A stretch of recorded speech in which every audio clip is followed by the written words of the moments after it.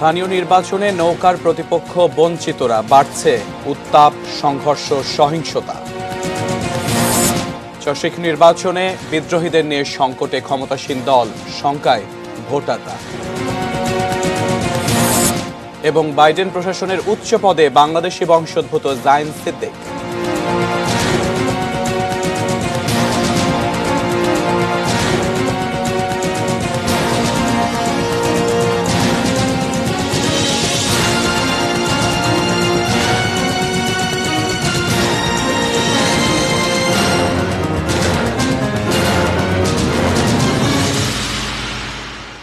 এটি নিউজ দেখছেন, আমন্ত্রণ নিউজ@8-এ। আপনাদের সাথে আছি আমি সিয়াম রেজওয়ান। এতক্ষণ শিরোনামগুলো শুনছিলেন।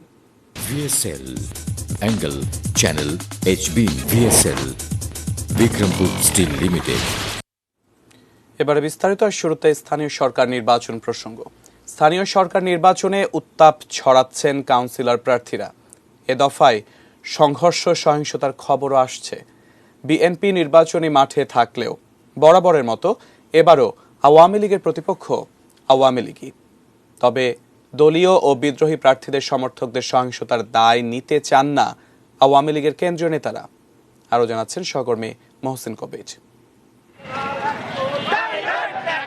কয়েক ধাপে অনুষ্ঠিত হচ্ছে পৌরসভা নির্বাচন, যেখানে দলীয় প্রতীকে নির্বাচন করছেন মেয়র প্রার্থীরা। নিজের দলের কাছে তাই তাদের জবাবদিহি রয়েছে।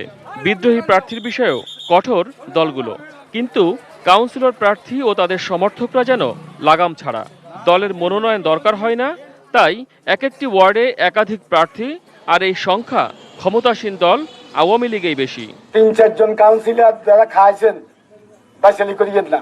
এক ওয়ার্ডে আওয়ামী লীগের একাধিক প্রার্থী থাকায় নির্বাচনী উত্তেজনাও বাড়ছে। স্থানীয় রাজনীতিতে যার প্রভাব বেশি, তিনি মাঠ দখলের চেষ্টা করছেন। ঘটছে সংঘর্ষের ঘটনা, আর সর্বশেষ এই ধরনের সহিংসতায় প্রাণ গেছে ঝিনাইদহের এক কাউন্সিলর প্রার্থী সহ দুজনের। নির্বাচনের ক্ষেত্রে কিছুটা প্রতিদ্বন্দ্বিতাপূর্ণ হয়, কখনো কখনো সেটা নিয়ে অপ্রীতিকর পরিস্থিতির সৃষ্টি হয়।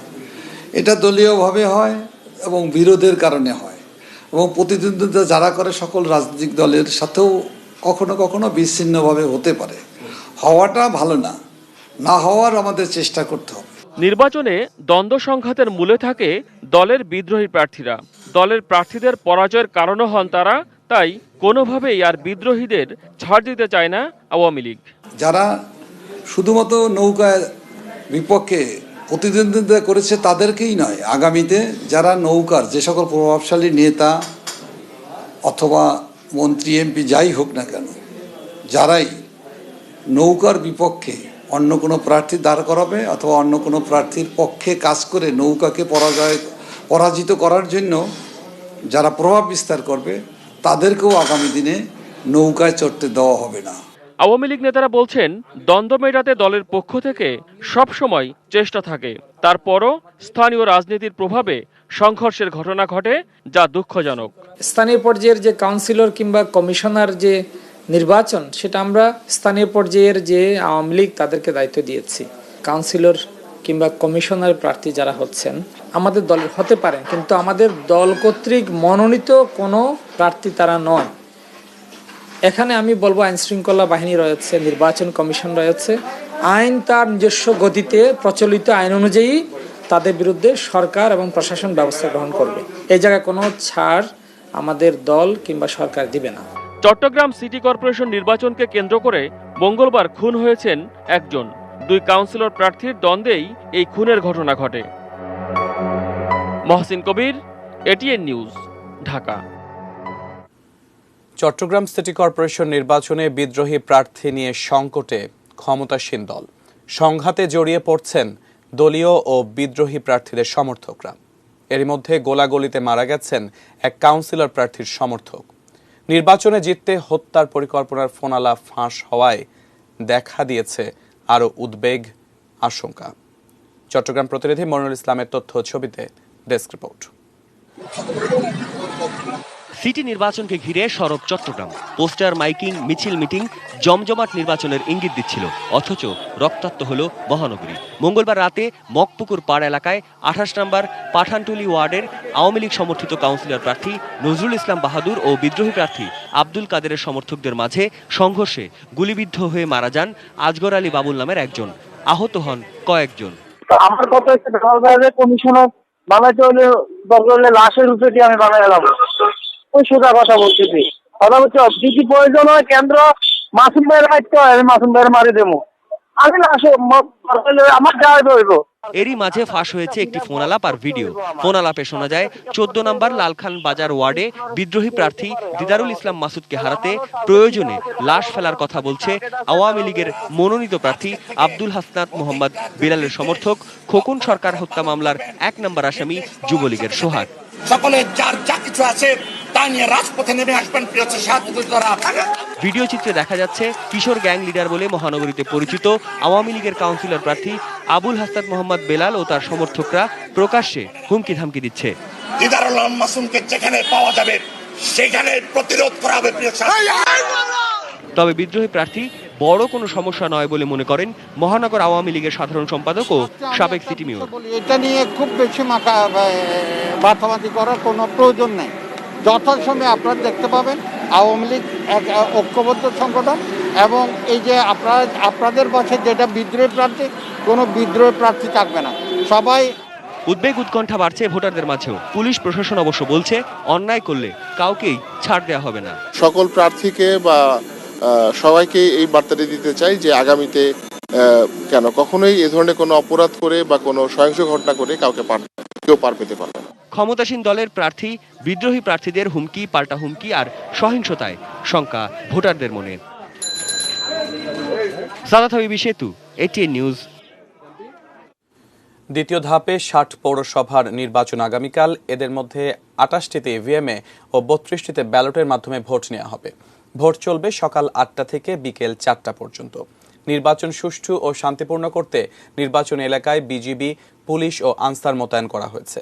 মোট 60 পৌরসভায় মোট ভোটার 22,40,226 জন, মেয়র প্রার্থীর সংখ্যা 221 এবং সংরক্ষিত আসনে কাউন্সিলর প্রার্থী 745 জন।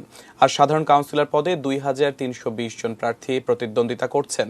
এবার দ্বিতীয় ধাপে 61টি পৌরসভায় ভোটের কথা থাকলেও এক মেয়র প্রার্থীর মৃত্যুর কারণে নীলফামারীর সৈয়দপুর পৌরসভার নির্বাচন স্থগিত করা হয়। আর মামলাজনিত কারণে স্থগিত পাবনার সুজানগরের ভোট। ওদিকে প্রথম ধাপে তফসিল হওয়া গাজীপুরের শ্রীপুর পৌরসভার ভোট এবার হচ্ছে।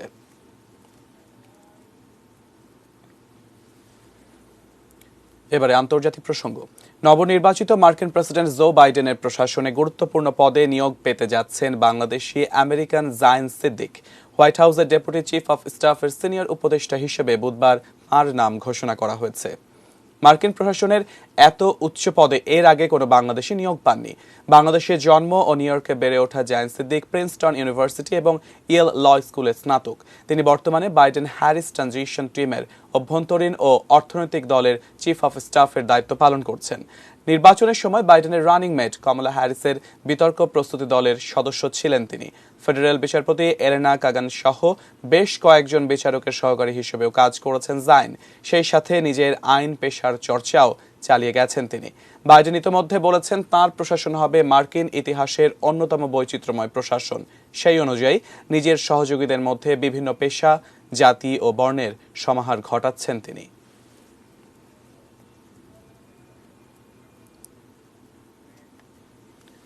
নিউজ এট 8 এবারে সময় হলো বাইজিৎ স্টিল বিরতি নেবার। ফিরে এসে অন্যান্য খবরের সাথে আরো যা থাকছে। ইন্দোনেশিয়ার সুলাওয়েসিতে ভূমিকম্প, নিহত অন্তত 35 জন, আহত কয়েকশো।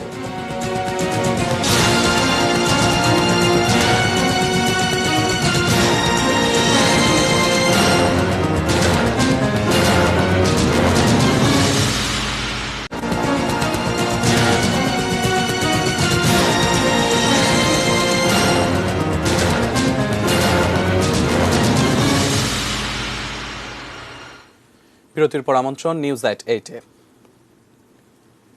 জানাবো সোশ্যাল ইসলাম ব্যাংক লিমিটেড বাণিজ্য সংবাদ।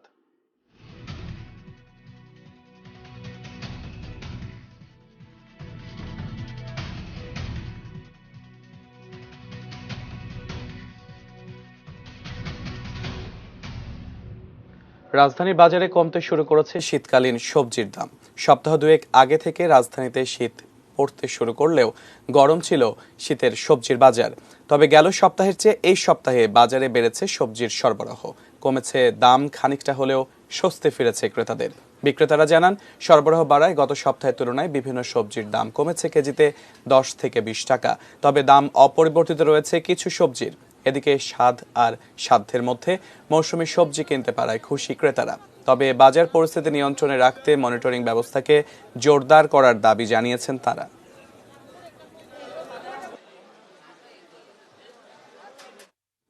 এবারে মেটাল প্রেজেন্টস কৃষি সংবাদ, সুজলা সুফলা।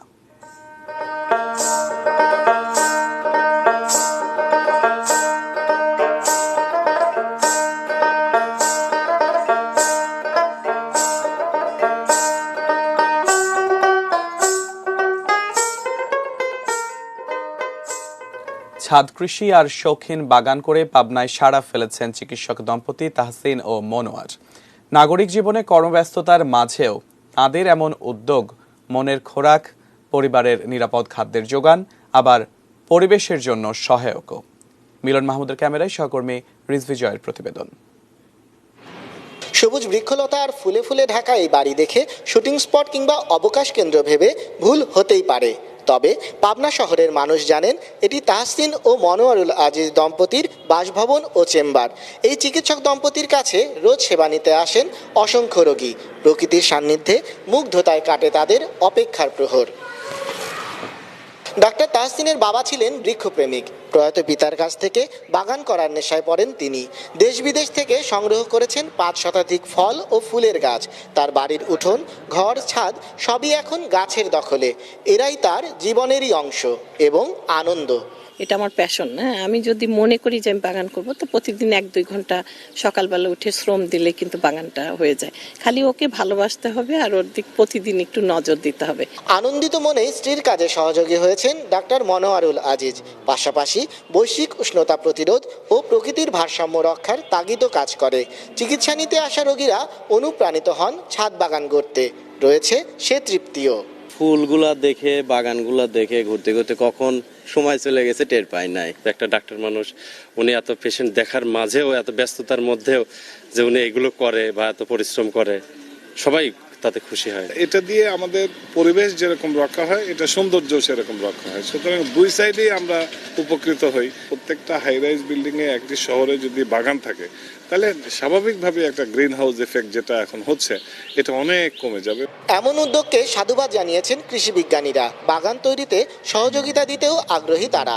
কিভাবে করতে হবে, এই যে কারিগরি জ্ঞানগুলো, সেটা কিন্তু আমাদের কৃষি বিষয়ক প্রতিষ্ঠানগুলো আছে, যারা এটার সাথে সম্পৃক্ত, যারা উদ্যোগে কৃষি যারা করছে, তারা কিন্তু তাদের সাথে যদি কমিউনিকেশন করা, যোগাযোগ করা যায় আমাদের কৃষি বিভাগের সাথে, তাও কিন্তু আমরা সেখানে তাদেরকে কারিগরি জ্ঞানগুলো দিলে তারা কিন্তু সে উপকৃত হতে পারে। নাগরিক জীবনের একঘেয়েমি কাটাতে বাড়িকে ফুলের নিসর্গ গড়ে তোলা যে সম্ভব, তার দৃষ্টান্ত ডাক্তার তাহসিন ও মনোয়ার দম্পতি। রিজভি জয়, এটিএন নিউজ, পাবনা। আবারও আন্তর্জাতিক প্রসঙ্গ।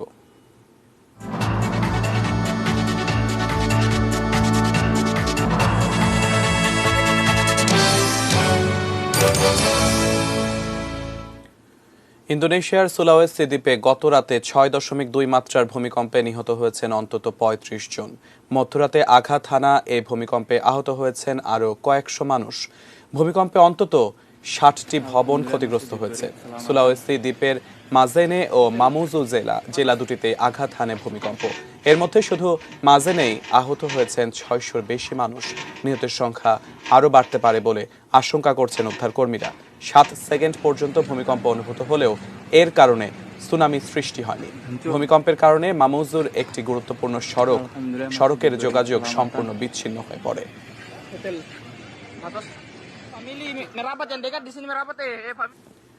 এবারে ক্লেমন স্পোর্টস নিউজ।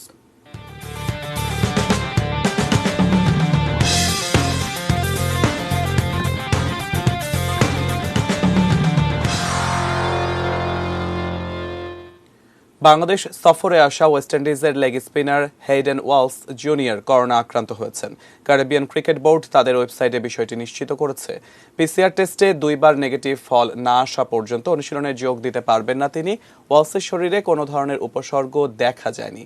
বাংলাদেশে আসার পর প্রথম পরীক্ষায় তার নেগেটিভ ফল এসেছিল। তবে দর্শকের সাথে সাথে শেষ করব নিউজ এট 8। তবে তার আগে এক নজরে শিরোনামগুলো দেখে নেব আরেকবার। স্থানীয় নির্বাচনে নৌকার প্রতিপক্ষ বঞ্চিতরা, বাড়ছে উত্তাপ, সংঘর্ষ, সহিংসতা। চসিক নির্বাচনে বিদ্রোহীদের নিয়ে সংকটে ক্ষমতাসীন দল, শঙ্কায় ভোটাররা। বাইডেন প্রশাসনের উচ্চ পদে বাংলাদেশি বংশোদ্ভূত জাইন সিদ্দিক। এবং ইন্দোনেশিয়ার সুলাওয়েসিতে ভূমিকম্প, নিহত অন্তত 35 জন, আহত কয়েকশো। নিউজ এট 8 ছিল পর্যন্তই। সবসময় সঙ্গে থাকুন আর দেখতে থাকুন এটেন নিউজ। আর এটেন নিউজের ব্রেকিং নিউজ আপনার মোবাইলে পেতে টাইপ করুন START স্পেস AN লিখে তা পাঠিয়ে দিন 5959 এই নম্বরে।